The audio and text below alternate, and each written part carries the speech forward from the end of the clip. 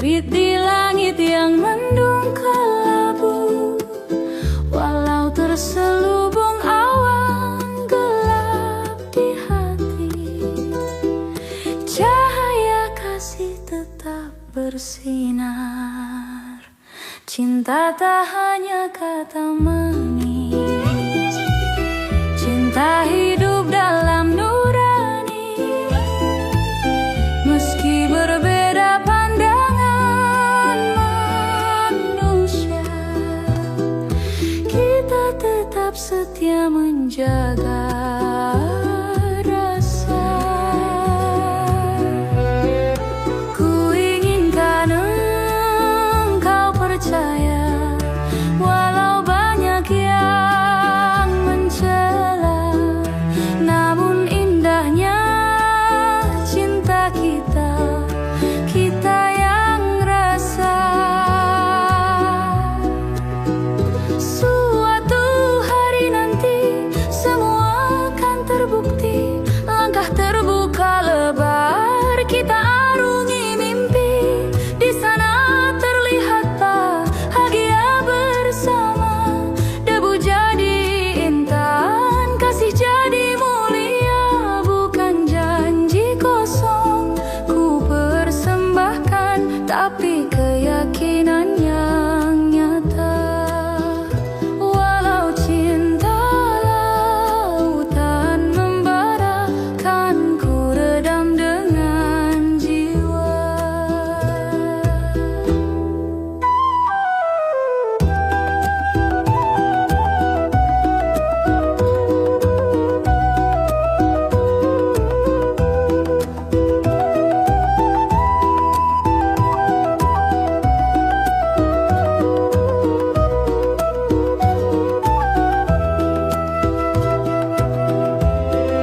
Ku inginkan engkau percaya, walau banyak yang mencela, namun indahnya cinta kita, kita yang rasa. Suatu hari nanti semua akan terbukti, langkah terbuka lebar kita arungi mimpi. Di sana terlihat bahagia bersama, debu jadi intan, kasih jadi mulia. Bukan janji kosong ku persembahkan, tapi keyakinan yang nyata. Walau cinta lautan membara, kan ku redam dengan jiwa.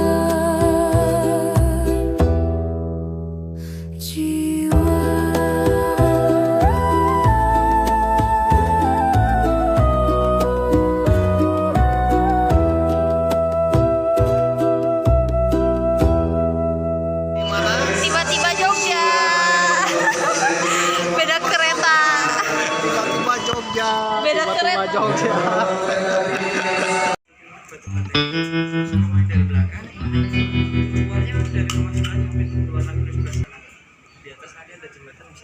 Oh, jadi ikutin Batayu. Iya, iya. Oke, kita ke rumah Rongsok. Kita lihat barang-barang bekas apa saja yang dijual di sini. Oke. Teng, teng, teng, teng. Teng, teng.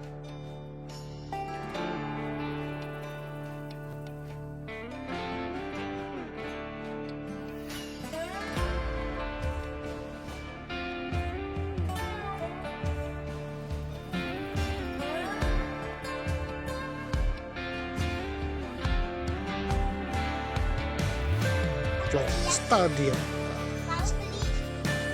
Long Studio. Aduh, the Simple Man guys.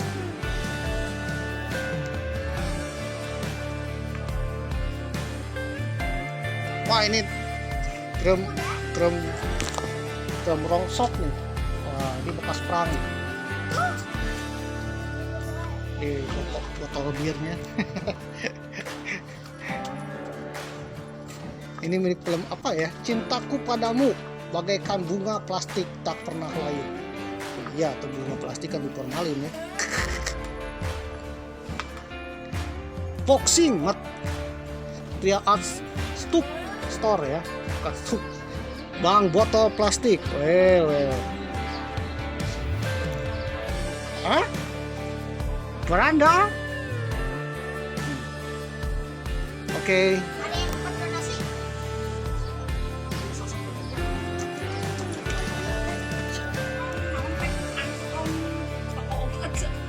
Tek tong tek tek akong teng kong pang ting tang ting tung ting tang ting tung ting tang ting.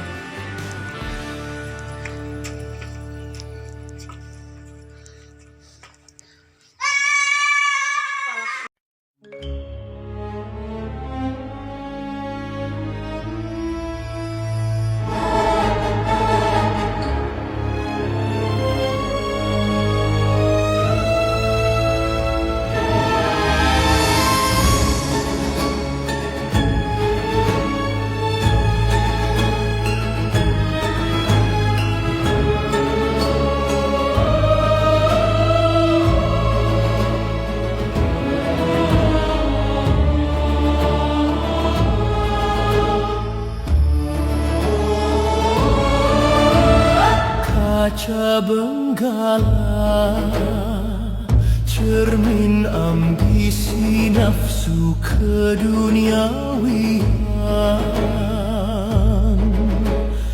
Gejolak berawalkan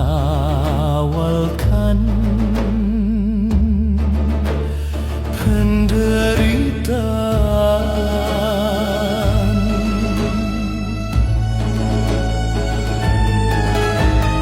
Kaca benggala, cermin impian yang hilang dan hinaan. Dendam merasuk jiwa di perjalanan.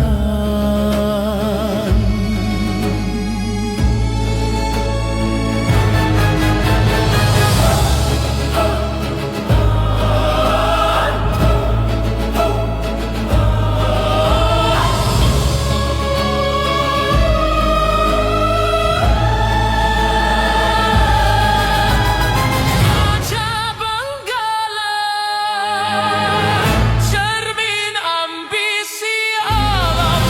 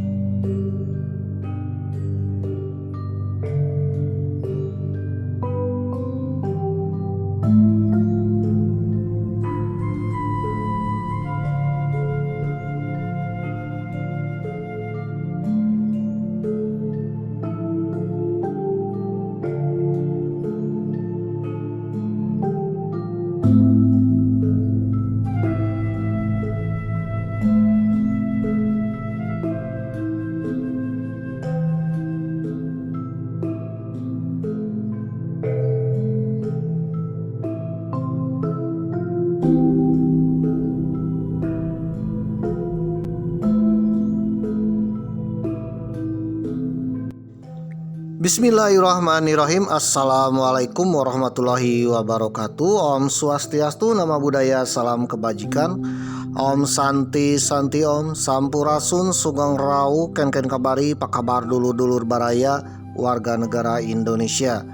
Tetap semangat, mudah-mudahan kita semua dapat keberkahan, sehat-sehat selalu, dan mudah-mudahan diberi umur panjang. Amin. Bagi yang kemarin-kemarin sedang mencari jodoh, mudah-mudahan dapat jodoh. Satu hati, satu jiwa, satu chemistry.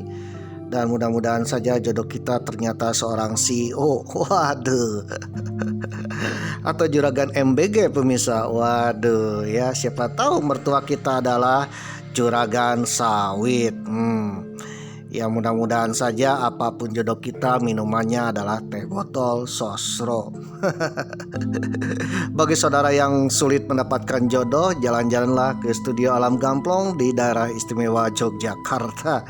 Insya Allah saudara akan menemukan noni-noni yang cantik-cantik, waduh, dan juga menir-menir yang ganteng-ganteng, waduh. Oke pemirsa yang berbahagia, mudah-mudahan saudara dapat jodoh ya sebelum datangnya Perang Dunia Ketiga. Karena kalau sudah terjadi Perang Dunia Ketiga, cateringnya tutup pemirsa. Waduh, kantor KUA-nya cuti pemirsa. Waduh. Oleh karena itu mudah-mudahan sesegera mungkin dapat jodoh. Dan mudah-mudahan saja jodoh kita adalah jodoh yang terbaik yang dikirim Tuhan untuk kita. Amin. Oke pemirsa yang berbahagia, marilah kita berdoa kepada Tuhan Yang Maha Esa. Mudah-mudahan apapun keinginan kita dikabulkan oleh Tuhan Yang Maha Esa. Amin. Hello guys, ubur-ubur ikan teri guys. Selamat pagi guys. Selamat pagi. Selamat pagi di Studio Alam Gamplong, daerah istimewa Yogyakarta, dalam perjalanan epik Jogja Selawe, Jogja 25 tahun 2025, episode ke-27 pemirsa. Waduh, bagi saudara yang baru datang di episode ke-27, saudara tontonlah episode-episode sebelumnya supaya tidak pusing, 7 keliling, dan tidak mencret tidak sakit perut pemirsa. Waduh ya, kenapa memang ada di sini? Supaya kronologis pemirsa. Waduh, jadi ceritanya supaya nyambung pemirsa. Waduh, tidak sepotong-sepotong pemirsa. Dan insya Allah kalau saudara menonton dari awal, saudara akan memahami gaya konten Mamang. Baik pemirsa yang berbahagia, Mamang sedang berada di Studio Alam Gamplong. Sebelah kulonnya Studio Alam Gamplong, ada kota Tasikmalaya tempat tinggal Mamang. Jadi Mamang ini 300 km dari kota Tasikmalaya. Kota Tasikmalaya di Provinsi Haji Udin, Provinsi Jawa Barat. Kebetulan Provinsi Jawa Barat sedang dipimpin oleh Kang Deddy Mulyadi alias Bapak Aing. Ya insya Allah Haji Udin akan menjadi pemimpin Nusantara le. Amin. Studio Alam Gamplong ini ada di daerah istimewa Yogyakarta di Tanah Sultan. Kebetulan Yogyakarta sedang dipimpin oleh Sri Sultan Hamengkubuwono ke-10, Sultan Jogja, Sultan kita semua. Ya memang berdoa mudah-mudahan beliau sehat-sehat selalu dan berumur panjang. Amin. Baik pemirsa yang berbahagia, episode ke-27 ini negeri kita sedang dipimpin oleh Sang Presiden Macan Asia. Ya insya Allah akan membawa negeri kita menjadi negeri yang damai, sejahtera, tentram, adil, makmur, dan terbebas dari hama-hama, serta bisa mendamaikan dunia. Karena dunia saat episode ke-27 ini tayang kurang baik-baik saja pemirsa. Selat Hormuz masih ditutup buka pemirsa.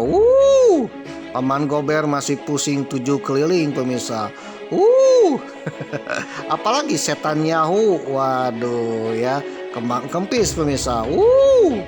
Kalau saudara ingin tahu di manakah Selat Hormuz, di belah kulon.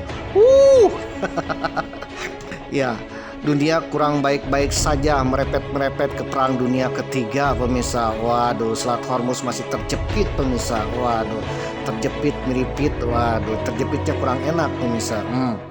Meskipun kita tidak ada hubungan dengan Selat Hormuz, tapi BBM kita naik pemirsa. Waduh. Oleh karena itu, mudah-mudahan saja dunia kembali damai, kembali tenang ya.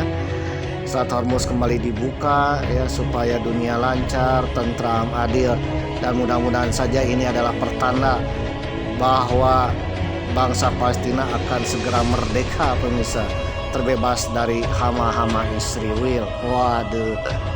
Dan ini adalah pertanda bahwa bangsa Palestina akan kembali merdeka, kembali damai, kembali tentram, seperti sejak zaman dahulu kala sebelum berdirinya Israel.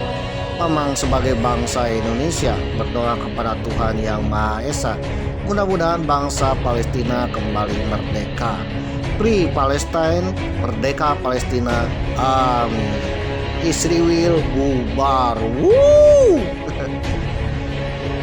Hello guys. Woo! Episode ke-27, Mamang sedang berada di area zona merah pemirsa. Woo! Zona-zona creepy pemirsa. Woo! Banyak-banyak kriminal pemirsa. Woo! Ya, area-area yang sangat berbahaya pemirsa. Di mana Mang? Nah, di studio Alam Gamplong. Scene-nya adalah area zona tukang rongsok pemirsa.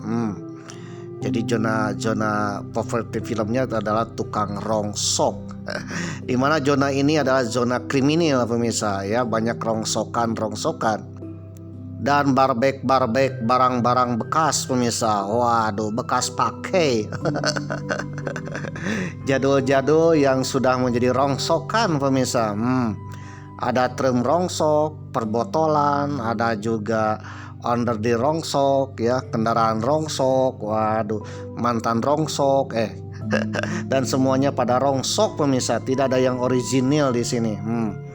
Ya, sudah berbau-bau bangkai pemirsa. Waduh, fosil pemirsa, dan artefak zaman dulu pemirsa. Waduh. Nah, rongsokan inilah yang digunakan dalam berbagai film, terutama film-film yang berbau-bau kriminal pemirsa. Waduh, yang berbau-bau hama pemirsa. Waduh, berbau-bau gangster. Nah, salah satu film yang digunakan di studio Alam Rongsok ini, studio Alam Gamplong, scene-nya rongsok ini atau tukang rongsok ini adalah film Brandal pemirsa, The Red Brandal. Waduh, saudara pernah menonton The Red Brandal? Salah satu adegannya ketika memasuki area rongsok ini, tiba-tiba dijegat oleh banyak gangster pemirsa. Waduh, yang ingin membunuh kita pemirsa. Waduh. Oke pemirsa yang berbahagia, bagi saudara yang berani ya, saudara bisa datang ke tukang rongsok di studio Alam Gamplong ini. Ya, hati saudara akan merasakan ya betapa gemetarnya pemirsa.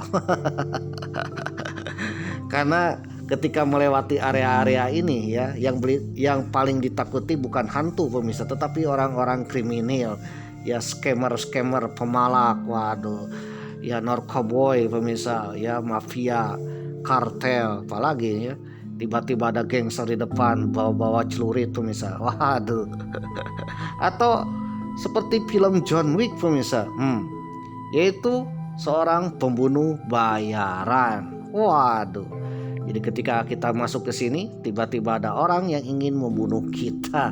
Waduh, tiba-tiba kita terjerat. Waduh, terjerat senjata tajam pemirsa. Atau seseorang yang melemparkan botol ke kita. Waduh. Oleh karena itu ketika memasuki area ini kita harus hati-hati pemirsa ya. Karena rasa hati kita serasa ada orang-orang yang ingin ya berbuat kriminal kepada kita pemirsa, hama-hama yang senantiasa mengintai di balik-balik barang-barang rongsok ini. Waduh.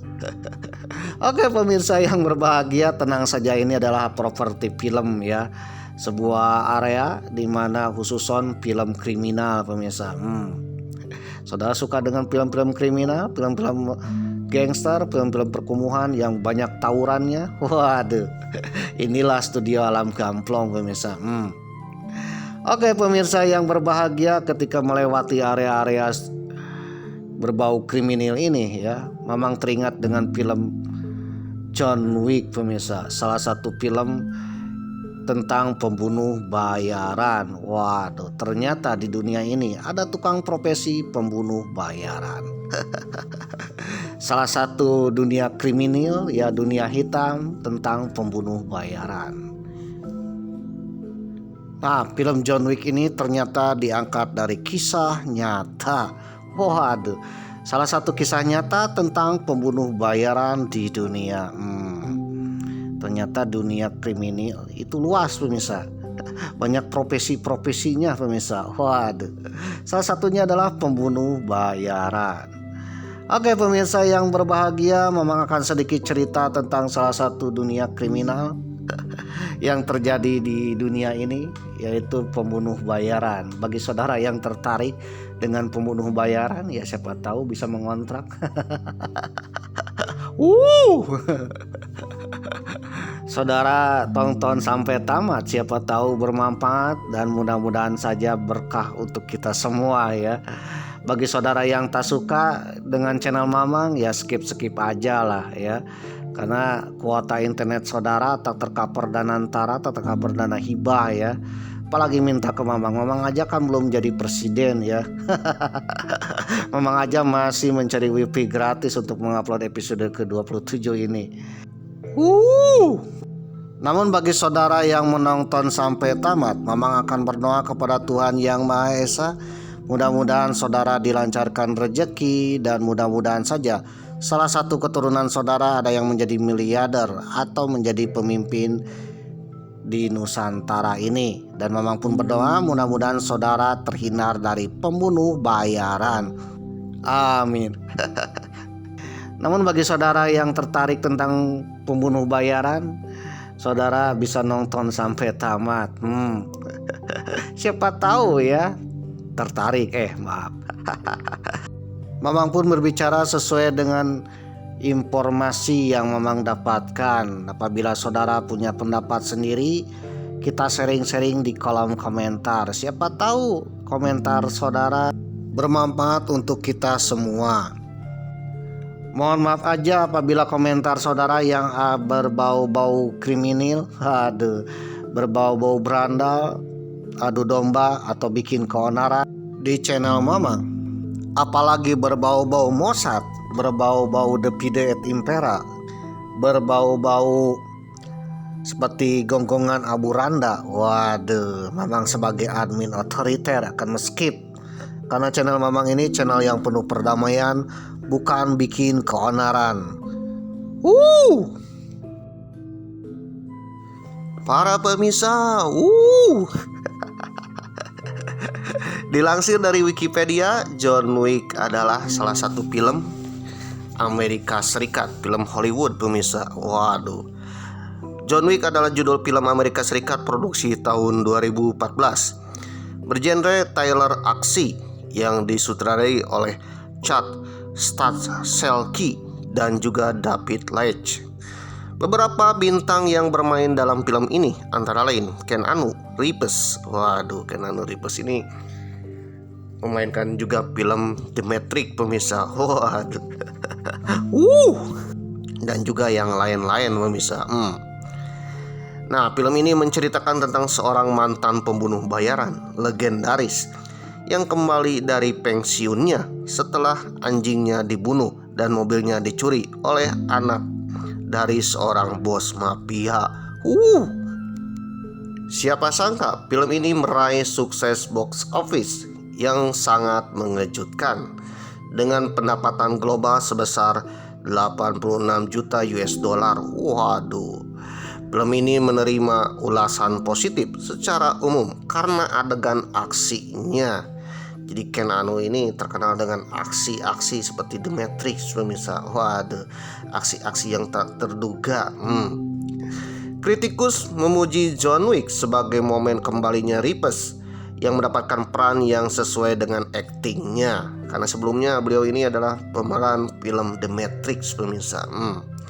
John Wick menjadi awal dari waralaba John Wick yang sukses 3 sequelnya, yaitu John Wick Chapter 2 tahun 2017, John Wick Chapter 3 Parabellum tahun 2019, dan John Wick Chapter 4 tahun 2023. Sebuah serial televisi yang merupakan prequel dari film ini, yaitu The Continental tahun 2023, dan juga film spin-off Ballerina tahun 2025 juga meraih sukses secara komersial. Film ini dianggap telah menghidupkan kembali genre laga dan mempopulerkan adegan aksi panjang yang terkoordinasi dengan detail. Nah, singkat cerita, kalau saudara belum mengenal John Wick adalah mantan pembunuh bayaran, ya, preman pensiunan, pemirsa. Waduh, pembunuh bayaran pensiunan, pemirsa. Ya, seseorang yang berprofesi membunuh seseorang dengan imbalan COD, pemirsa. Maaf. John Wick adalah mantan pembunuh bayaran yang pensiun dari dunia hitam karena alasannya beliau ini ingin menikah. Setelah menikah ingin berhenti, pemirsa. Namun ketika berhenti itulah, ya, banyak mantan bos John Wick tidak menerima, pemirsa. Waduh, disinilah adegan-adegan hotnya, pemirsa. Suatu hari istri John yang bernama Helen meninggal. Helen memberikan John seekor anak anjing bernama John. Setelah kematian Helen, anjing itu dinamai Daisy, dan John mengajak jalan-jalan Daisy dengan mobil Mustang-nya untuk menghapus kesedihannya. Di perjalanan, John harus berhenti di sebuah pom bensin dan ia berpapasan dengan 3 pemuda. 3 pemuda itu berbicara dengan bahasa Rusia dan salah satu di antara mereka menghampiri John dan menawarkan diri untuk memberi mobil Mustang. John dengan sombong, tetapi John menolaknya yang membuat pemuda itu menghina John dengan bahasa Rusia. Pemuda itu semakin kesal dan ingin bertindak ketika John membalas hinaan dengan bahasa Rusia juga. Tetapi kemudian dilerai oleh salah satu temannya. Waduh. Di malam harinya, 3 pemuda Rusia yang berasal dari pom bensin tersebut mencuri mobil Mustang sekaligus membunuh anjing milik John. Waduh. Karena bagi John, anjing itu adalah jelmaan istrinya yang meninggal. Karena ketika istrinya meninggal, konon katanya ditembak. Waduh, anak anjing inilah, ya, menjadi satu-satunya teman John, pemirsa. John pun marah besar ketika anjingnya pupus, pemirsa, karena anjing ini adalah pemberian mendiang istrinya. Satu-satu hal yang membuatnya bahagia setelah ditinggal mati istrinya. Setelah itu, John pun diberitahu oleh mantan rekan kerjanya yang bernama Aurelio. Aurelio ini adalah salah satu rekan John, ya, memberitahu pelakunya adalah Yosef Tarasov, putra mantan bosnya terdahulu.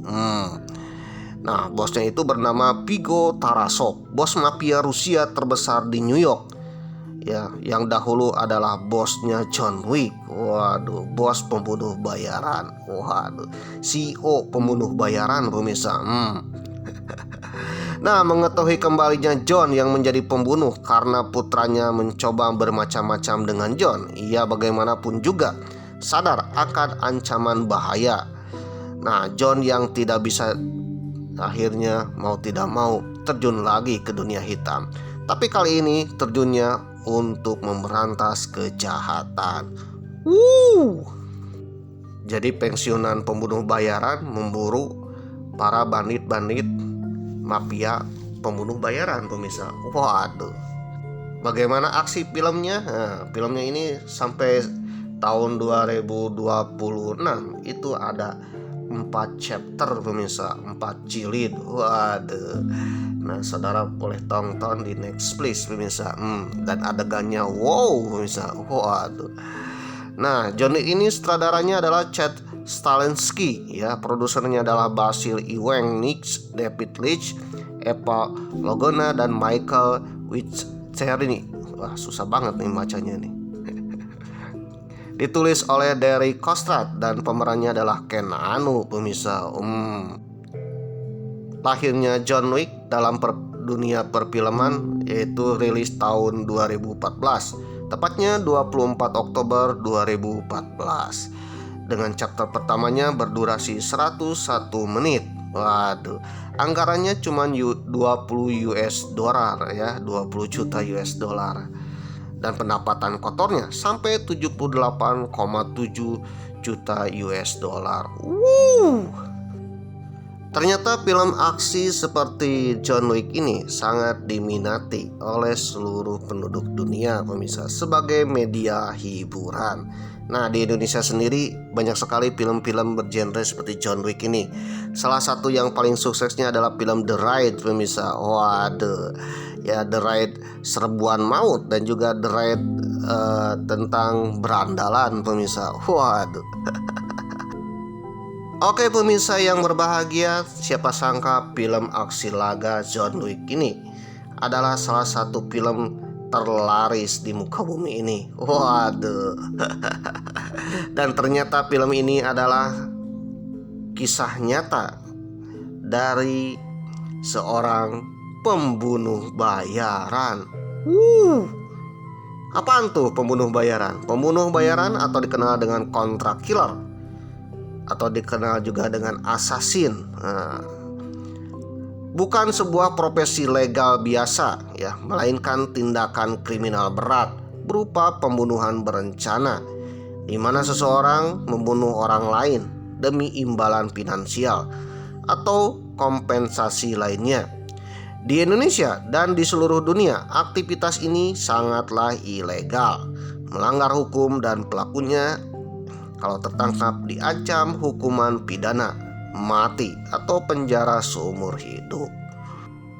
Praktek pembunuh kontrak atau pembunuh bayaran melibatkan seseorang yang dikontrak, yang dibayar COD-an, waduh, untuk membunuh satu atau lebih individu. Seperti yang tersirat dari namanya, pembunuh kontrak biasanya melakukan hal tersebut semata-mata untuk tujuan keuntungan, tujuan pembayaran, pemirsa. Waduh, dan seringkali tidak memiliki hubungan pribadi dengan target yang dituju. Waduh. Sebaliknya, pembunuh bayaran adalah istilah yang sering disinonimkan dengan pembunuhan kontrak, meskipun juga dapat digunakan untuk menunjukkan seorang kriminal yang sering melakukan pembunuhan terarah.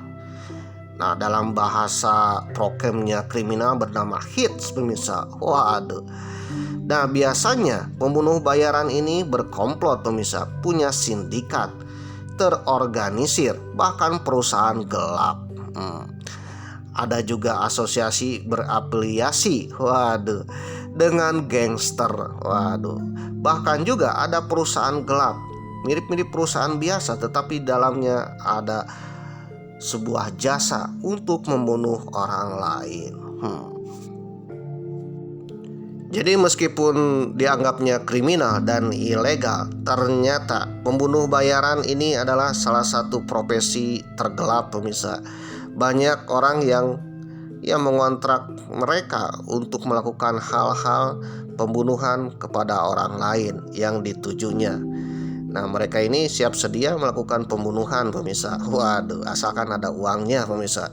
Jangan sangka pembunuh bayaran ini meskipun dianggap ilegal, ternyata juga digunakan oleh urusan politik, pemerintahan, pemirsa, di banyak negara. Waduh, daripada mengirimkan tentaranya atau pasukannya, yang notabene nanti kalau tertangkap kan berbahaya, pemirsa. Waduh, bisa urusan politik, pemirsa. Nah, mereka ini juga menggunakan orang pihak ketiga, vendor ketiga, pemirsa, yaitu vendor pembunuh bayaran. Waduh, perusahaan gelap yang mengorganisir para eksekutor pembunuh bayaran. Nah, biasanya pembunuh bayaran ini berasal dari berbagai profesi terdahulu, misalkan mantan polisi, mantan tentara ya, mantan guru, aduh, mantan-mantan yang notabene ingin bergabung ke pembunuh bayaran ini pemirsa. Ternyata yang memesan pembunuh bayaran ini bukan semua orang kriminal saja pemirsa, tetapi ada juga kepentingan negara pemirsa. Waduh, salah satunya adalah pembunuhan kakak Kim Jong Un bernama Kim Jong Nam. Waduh, Kim Jong Nam ini adalah kakaknya Kim Jong Un pemirsa. Kim Jong Un ya kita kenal dengan pemimpin presiden Korea Utara. Ya, Kim Jong Un ini adalah presiden Korea Utara pemirsa. Kakaknya terbunuh di Malaysia pemirsa. Waduh. Dan ternyata yang membunuhnya itu bukan tentara Korea Utara, tetapi jasa pembunuh bayaran. Bahkan salah satu pembunuhnya ada dari TKW pemirsa. Waduh. Profesi pembunuh bayaran atau contract killer atau dikenal dengan hitman. Bukan Ip Man ya, kalau Ip Man ini kumpu pemirsa. Waduh, bernama hitman merupakan salah satu bentuk kriminalitas tertua di dunia yang berkembang seiring lahirnya konsep uang, kekuasaan, dan juga konflik politik.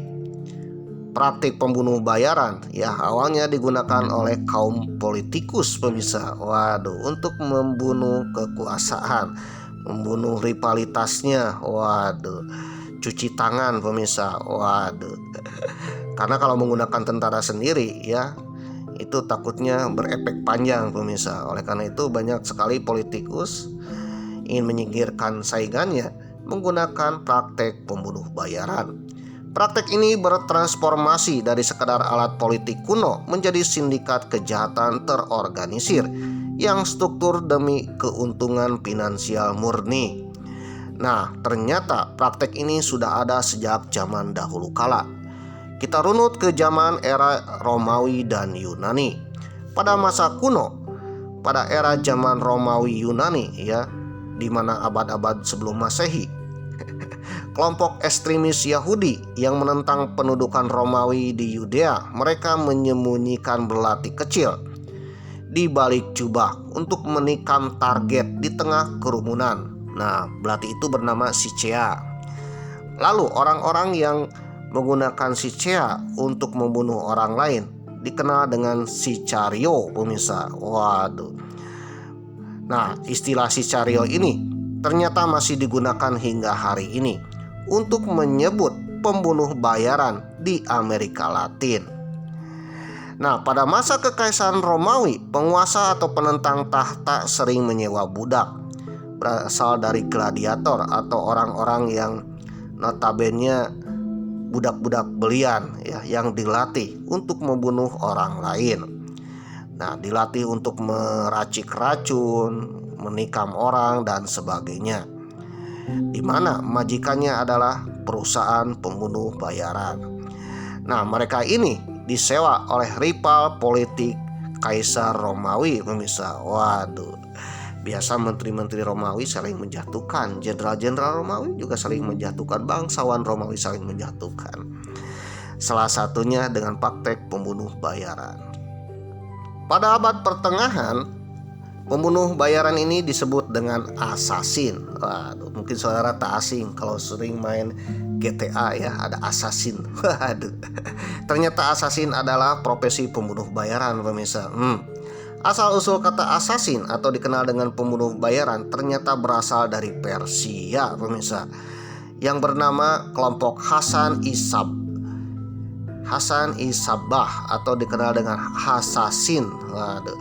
Nah, kelompok inilah ya adalah kelompok yang siap menerima uang untuk membunuh orang lain. Waduh, siap menerima uang untuk memburu orang lain pemirsa. Waduh. Kelompok Hasasin ini didirikan oleh Nizari Ismailiyah abad ke-11 hingga ke-13. Nah, berbasis di benteng Alamut di Iran modern atau Persia.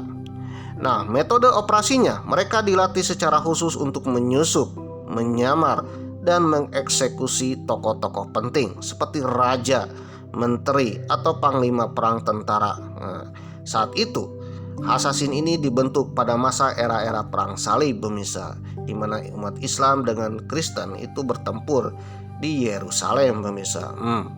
Nah, kelompok assassin ini sangat ditakuti oleh tentara salib. Nah, mereka siap untuk memburu orang lain ya, membunuh para pemimpin kerajaan lain dengan imbalan uang. Uang adalah segalanya. Uang. Ketika perang salib ini berakhir, nah, istilah assassin ini dibawa ke Eropa ya.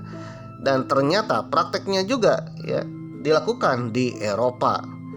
Banyak peristiwa penting di Eropa ya, kejadian konflik-konflik di Eropa.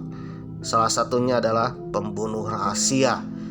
Orang yang dibunuh secara rahasia, oleh kelompok orang-orang tertentu yang diberi upah.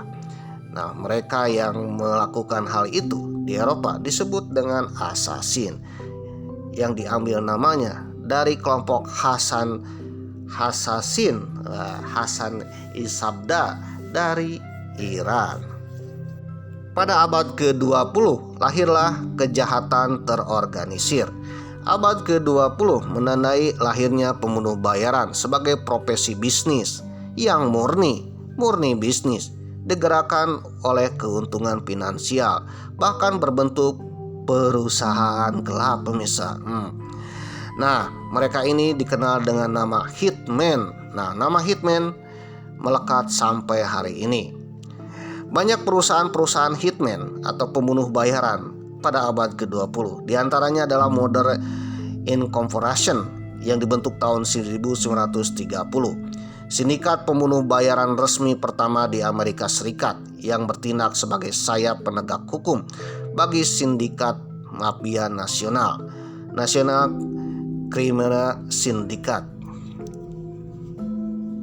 Nah, Modern Incorporation ini ternyata ya adalah perusahaan pembunuh bayaran, tetapi di bawah perusahaan Amerika Serikat. Dan ini salah satu pembunuh bayaran legal pemirsa. Tidak semua orang yang mengontraknya. Ini khususon pemerintah Amerika. Tujuannya untuk memburu para begal pemirsa, memburu bandit, mafia. Salah satu yang diburunya adalah Bonnie and Clyde tahun 1130 dan juga Al Capone tahun 1128. Banyak bandit-bandit di Amerika diburu secara rahasia oleh perusahaan Modern Incorporation pemirsa. Jadi memang perusahaan ini adalah perusahaan penyedia pembunuh bayaran, tapi khususon memburu para bandit ya, para hama-hama kejahatan negara pemirsa. Dan bahkan meskipun dikategorikan adalah kriminal dan juga sangat tersembunyi, ini sangat terorganisasi pemirsa, terorganisir. Ada sebuah organisasinya, ada sebuah perusahaan gelapnya pemirsa. Di mana dalam sebuah perusahaan pasti ada pemimpinnya, ada bendaharanya, sekretarisnya, departemen-departemennya pemirsa, dan juga eksekutornya.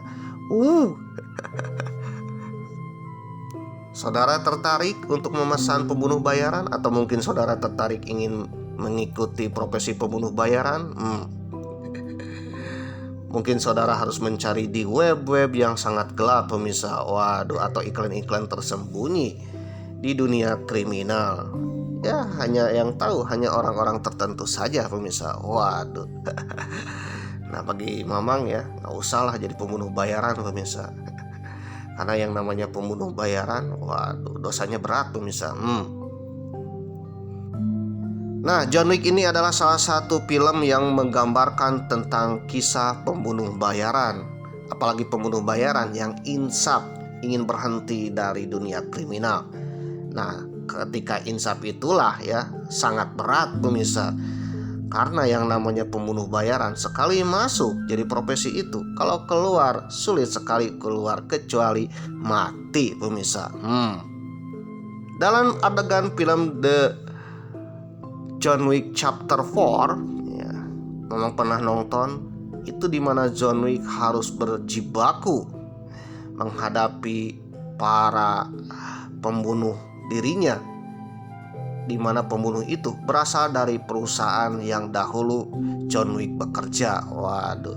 Karena John Wick resign dari perusahaan tersebut, akhirnya perusahaan ini ya memberlakukan kode Parabellum. Parabellum ini adalah salah satu kode yang berasal dari bahasa Latin si vis pacem parabellum, yang berarti jika kamu menginginkan perdamaian, bersiaplah untuk perang.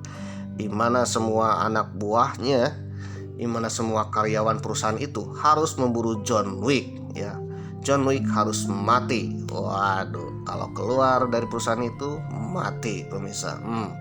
Tergambarkanlah dalam film John Wick Chapter 4 pemirsa. Nah, di situ di adegan di mana John Wick kemanapun ia pergi dibuntuti, diburu pemirsa. Jadi sangat sulit sekali bagi seorang pembunuh bayaran untuk keluar dari zona hitamnya pemirsa. Waduh. Maka bisa disimpulkan bagi saudara yang ingin masuk ke dunia hitam, berprofesi sebagai pembunuh bayaran dengan gaji yang sangat tinggi, saudara harus siap-siap mati. Karena kalau keluar siap mati pemirsa. Waduh. Bahkan juga membahayakan seluruh anggota keluarga saudara. Siapa sangka film John Wick ini berasal dari kisah nyata. Salah satu kisah nyatanya adalah pembunuh bayaran dari Brazil bernama Julio Santana. Dilansir dari intisari.grid.id dengan judul artikel Kisah Pembunuh Terkeji di Dunia. Jadi petani sayur tapi telah membunuh 500 orang. Edisi 29 April 2019. Penulisnya Apip Khairul M. Namanya Julio Santana. Julio Santana merupakan pembunuh bayaran paling mematikan di dunia yang diklaim telah melakukan hampir 500 pembunuhan. Julio Santana menjatuhkan lutut kirinya lalu menjanggakan siku kanannya di pinggulnya dan memegang senapan berburu sampai orang yang disebut Yellow itu benar-benar dalam sasarannya. Saat itu 6 Agustus 1971 dan Santana masih berusia 17 tahun.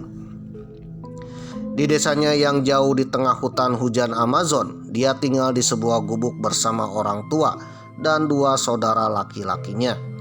Walau hanya pernah berburu tikus hutan dan monyet untuk makanan, Santana dikenal sebagai penembak jitu. Sementara itu, pria yang akan dia bunuh bernama Antonio Martins, atau nama aslinya adalah seorang nelayan berusia 38 tahun dengan rambut pirang dan berkulit putih yang dikenal dengan sebutan Yellow atau si kuning.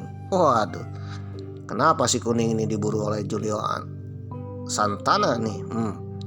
Santana telah melihatnya di bawah kanopi hutan yang panas selama 3 jam. Saat itu dia kurang yakin apakah dia benar-benar bisa menarik pelatuknya. Yellow atau Antonio Martins kabarnya telah memperkosa seorang gadis berusia 13 tahun di desa terdekatnya. Ayahnya menyewa paman Santana untuk membunuh si Antonio ini atau si Yellow ini. Konon paman Santana ini adalah seorang pembunuh bayaran juga. Waduh. Pembunuh bayaran profesional untuk membunuh si pemerkosa gadis berusia 13 tahun.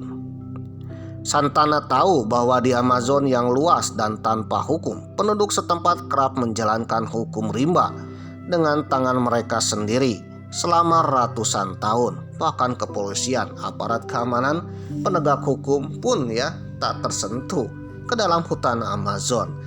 Konon katanya kalau saudara masuk ke hutan Amazon, saudara akan masuk juga ke hukum rimba pemirsa. Waduh. Dimana kalau ada pembunuhan di dalam hutan Amazon, polisi ogah untuk menelusurinya pemirsa. Maka lahirlah para pembunuh bayaran dari hutan Amazon. Paman Santana ini ternyata seorang polisi militer juga. Waduh, seorang polisi militer yang mempunyai profesi tambahan atau tugas tambahan pemirsa. Waduh, atau istilah lainnya nyambi pemirsa, sebagai seorang pembunuh bayaran. Si paman kini menyerahkan tugas pembunuh bayaran itu kepada keponakannya bernama Julio Santana, yang dia harapkan bisa menjadi penerusnya. Karena si paman ini konon katanya sudah tua pemirsa. Waduh. Santana sejatinya ogah. Dia takut masuk neraka karena membunuh manusia lainnya. Tapi ketika sang paman, nah paman ini bernama Cicero ya, paman Santana mantan polisi militer yang nyambi ya, yang tugas tambahannya sebagai pembunuh bayaran pemirsa. Nah, paman ini bernama Cicero. Paman Cicero ini melatih Santana untuk menjadi pembunuh bayaran. Awalnya Santana ogah untuk menjadi pembunuh bayaran. Pembunuh yang diberi upah untuk membunuh seorang bandit yang memperkosa seorang gadis 13 tahun. Tapi ketika sang paman bernama Cicero menjelaskan bagaimana Yellow, ya si Antonio, telah menipu gadis 13 tahun itu dengan janji akan membawa melihat lumba-lumba merah di sungai Tocantins ya, untuk mengajak jalan-jalannya, malah memperkosanya di rumahnya. Akhirnya Santana pun ya, yang tadinya ogah untuk membunuh si Yellow, Santana pun berubah pikiran pemirsa, karena mendengar cerita bahwa si Yellow membunuh gadis 13 tahun. Ayahnya menyewa paman Cicero. Cicero menyerahkan eksekutornya kepada Santana, dan Santana pun ya berubah pikiran. Yang tadinya ogah untuk membunuh Yellow, akhirnya siap membunuh Yellow. Untuk menguatkan hati sang keponakan itulah Cicero yang ogah berurusan dengan malaria meyakinkan keponakannya bahwa Tuhan akan menilai sebaliknya. Ya tinggal bertobat sajalah, kira-kira begitu nasihat sang paman. Dengan begitu aku jamin kamu akan dimaafkan. Karena yang dibunuh itu adalah seorang pembunuh juga, seorang yang menghancurkan masa depan gadis berusia 13 tahun dan menghancurkan keluarga kecil yang bahagia. Dengan nasihat paman itulah maka Santana pun menguatkan diri untuk membunuh Yellow. Santana mencengkeram senapannya dan pergi ke dalam hutan ya, memburu Yellow, atau dikenal dengan Antonio Martin, yang memperkosa 13 tahun gadis 13 tahun pemirsa. Santana mencengkeram senapan dan menatap lurus ke arah dada Yellow ketika dia berdiri di atas perahu kayu di tanah terbuka dekat sungai. Dia tahu bahwa hanya dalam jarak 40 yard dia tidak mungkin melewatkan sasarannya. Karena Santana ini ternyata seorang pemburu juga ya, sebelumnya seorang pemburu ya, pemburu tikus, pemburu hewan-hewan liar ya. Ya, untuk dimakan karena kehidupannya berada di dalam hutan Amazon. Ayahnya seorang petani pemirsa. Ketika pelatuk ditembakkan, akhirnya terdengar keheningan di hutan. Santana sempat melihat ekspresi teror yang sekilas melintas wajah korbannya sebelum dia jatuh mati ke dasar kapalnya itu.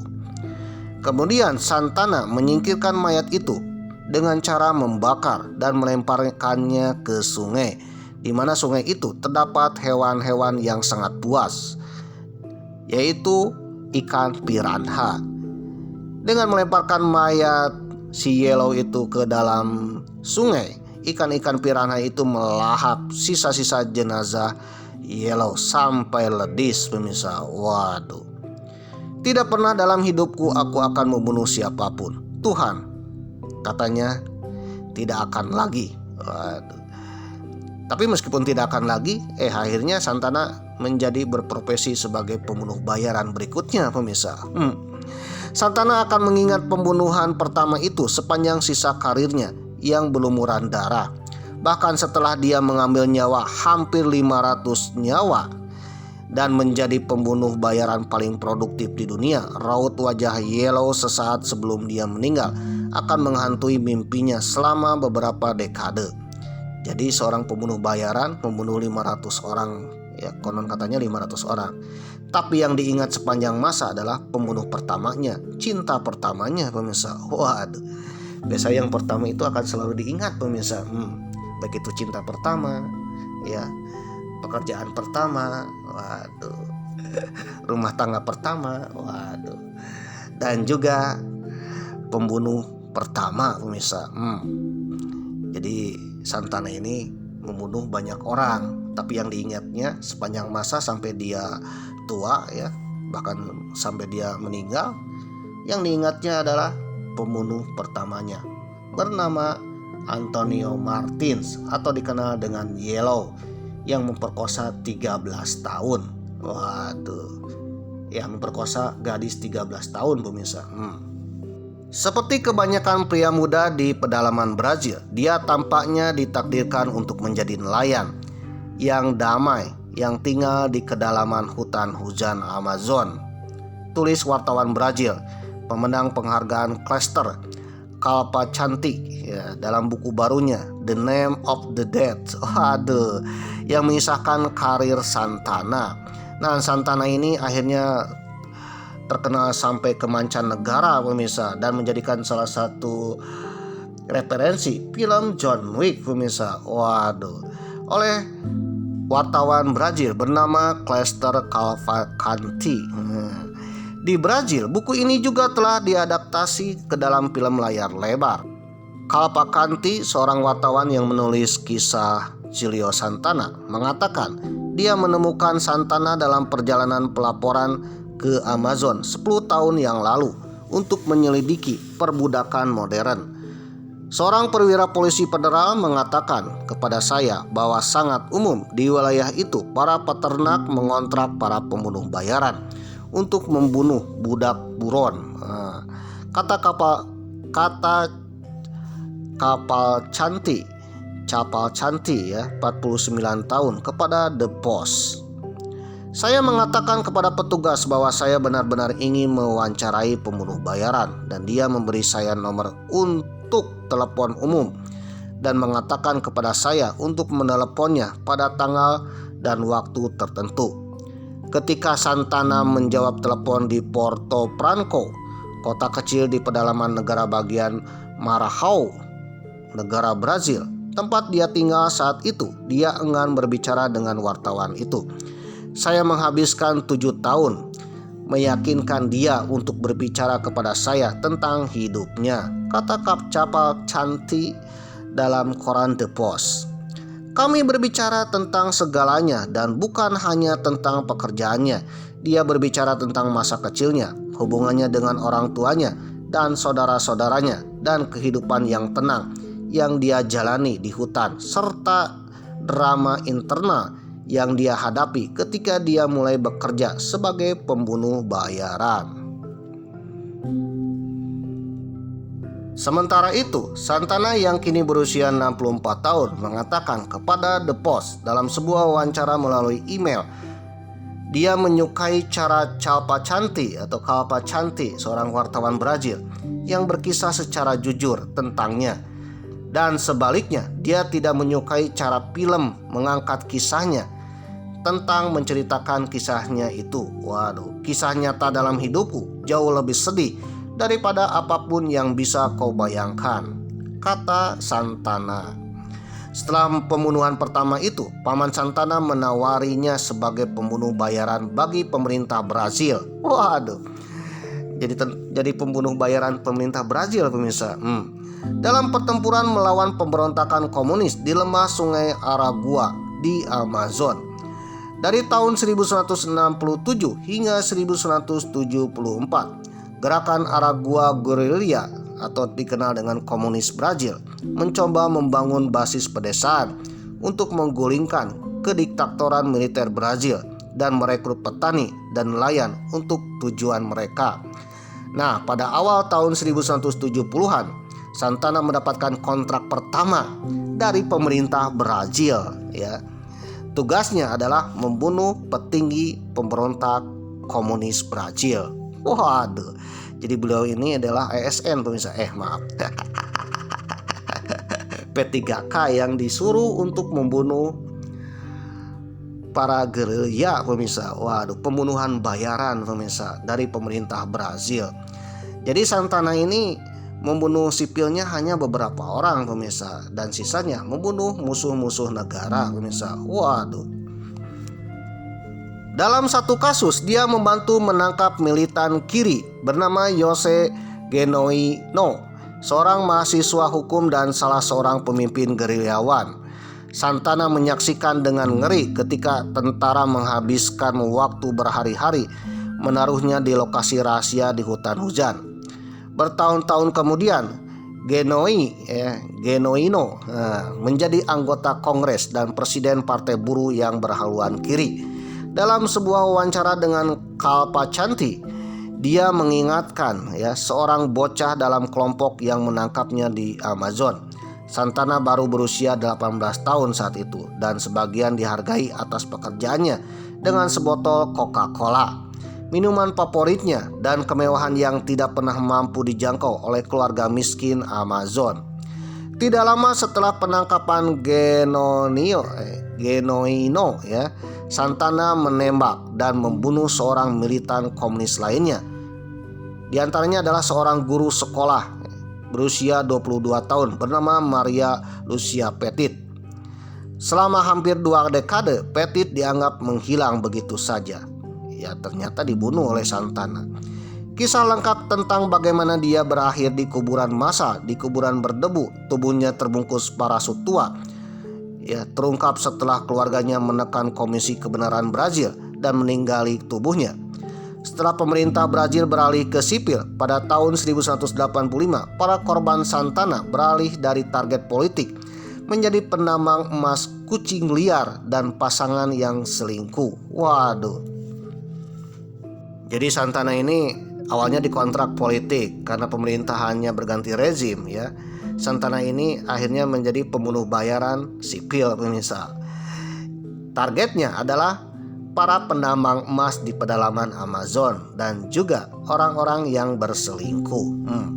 Pada tahun 1987, setelah dia membunuh seorang wanita bersuami yang diduga berselingkuh dan dibunuh oleh Santana atas kontraknya dengan suami si istri yang berselingkuh tersebut pemirsa. Waduh. Santana ternyata ditangkap oleh polisi setempat dan menghabiskan malamnya di penjara. Namun dia dibebaskan setelah menyerahkan sepeda motor barunya alias suap kepada polisi tersebut. Waduh. Sekitar waktu inilah Santana mengatakan dia menemukan bahwa pamannya sejatinya telah menipunya dengan mengatur pembunuhan, tetapi hanya memberi Santana sebagian kecil dari jumlah dia dibayar di muka. Rata-rata Santana mengatakan dia mendapatkan antara $60 dan $80 per pembunuhan pemirsa. Kalau $80 sekarang mungkin setara dengan Rp1.500.000 pemirsa. Waduh, per kepala pemirsa. Itu sangat kecil pemirsa untuk ukuran pembunuh bayaran profesional Santana. Setelah dia berkonfrontasi dengan pamannya tentang eksploitasi kepadanya selama lebih dari 20 tahun, dia tidak pernah berbicara dengannya lagi. Ternyata Santana yang membunuh orang lain dengan manajernya adalah pamannya sendiri, seorang polisi militer pemirsa. Waduh, yang berprofesi sebagai pembunuh bayarannya juga pemirsa. Santana berhenti berurusan dengan kematian pada tahun 2006 ketika dia berusia 52 tahun. Diawali dengan menikah pemirsa. Waduh. Setelah menikah, istrinya memberi ultimatum, "Jikalau kau ingin menikahiku, berhentilah untuk membunuh orang." Waduh. Gara-gara istrinya itulah akhirnya Santana pun insaf pemirsa. Berhenti membunuh orang, berhenti profesi gelapnya. Waduh. Bahkan tidak berhubungan lagi dengan pamannya, dan kebetulan pamannya pun meninggal pemirsa. Waduh. Oke pemirsa yang berbahagia, akhirnya Santana pun ya menikahi istrinya, hidup bahagia. Profesi barunya adalah bertani pemirsa. Bertani pada umumnya di hutan Amazon. Ternyata yang membuat insaf itu adalah istrinya pemirsa. Biasanya mantan preman, mantan pencopet, mantan begal, mungkin saja mantan koruptor. Insaf ya, tak lain karena berkah istri yang solehah pemirsa. Waduh, istri yang baik pemirsa. Oleh karena itu kita harus memiliki istri yang baik, karena sebaiknya istri akan mengubah hidup seorang suami dari buruk ke baik pemirsa.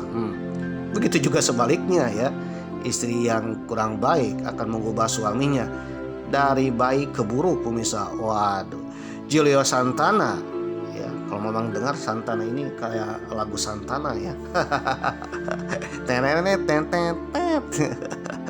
Ternyata Santana ini insaf karena istrinya pemirsa, istri yang mengubah hidupnya untuk berhenti untuk membunuh orang lain. Dia adalah cinta dalam hidupku, orang yang telah memberiku kekuatan untuk mengatasi semua yang telah aku lalui, katanya. Tanpa dia, aku tidak akan menjadi apa-apa. Ucapan Santana kepada wartawan Brazil, Calvacanti. Hari ini beliau tinggal dengan damai di kota yang tidak akan disebut namanya, yang dirahasiakan. Yang jelas, kota tersebut berada di pedalaman Brazil, hutan Amazon. Kira-kira di mana tuh? Bahkan dia sendiri pun ya ogah untuk dipoto oleh wartawan tersebut, sehingga sampai hari ini ya tidak tersebar foto, video maupun tempat tinggal Santana. Di kota manakah dia tinggal, fotonya seperti apa, istrinya seperti apa ya, dan juga keluarganya seperti apa. Yang jelas hasil akhirnya bahwa beliau tinggal dengan damai di dalam hutan Amazon bersama istrinya dengan profesi barunya sebagai petani. Yang paling unik, Santana ini mencatat setiap pembunuhan. Pada satu titik dalam hidupnya, dia mencatat dengan cermat setiap pembunuhan dalam buku catatan sekolah. Dalam buku leces pemirsa. Waduh. Dia menuliskan siapa yang memperkerjakannya, berapa bayarannya, dan siapa targetnya, dan bagaimana cara membunuhnya. Waduh, di mana pembunuhan itu terjadi dan berapa banyak dia dibayar. Setelah dia mencapai nomor 492, dia berhenti mencatat kematian. Itu artinya beliau telah membunuh 492 nyawa. Waduh, atau kurang lebih ya sekitar 500 nyawa, hampir 500 pemirsa. Tinggal 2 lagi ke 500. Nah, pada 492 ini ya, akhirnya dia pun berhenti karena dihentikan oleh sang istri pemirsa. Saya tidak ingin memikirkannya lagi, katanya. Bagian hidupku sudah berakhir. Waduh. Namun pembunuh bayaran yang lainnya itu berakhir tragis pemirsa ya, tak seindah Julio Santana, di mana ketika mereka berhenti untuk membunuh, malah dia dibunuh, bahkan keluarganya pun dibunuh. Waduh. Jadi inilah kisah hidup pembunuh bayaran ya, profesi yang sangat membanggakan pemirsa. Waduh, sangat berbahaya pemirsa. Dan mudah-mudahan saja saudara kita semua ya terhindar dari pembunuh bayaran dan tidak menjadi seorang pembunuh bayaran ya. Seindah-indahnya hidup menjadi pembunuh bayaran, tak seindah pemirsa, tak seindah harga yang dibayarkan pemirsa. Waduh, bisa jadi hidup kita tidak akan tenang dunia dan akhirat.